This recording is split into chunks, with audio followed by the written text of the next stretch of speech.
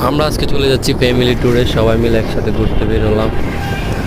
এই সামনে আছে আমার বাতিজা, বাইকনা, ভাই।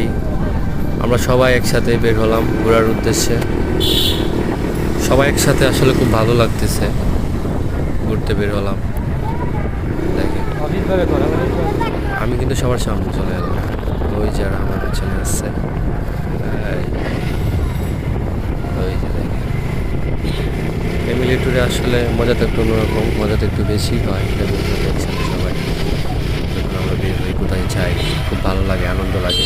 আরও তারপরে আবার ঈদের টাইম সবাই একসাথে, খুব ভালোই লাগতেছে, সময়টা খুব ভালোই কাটলো।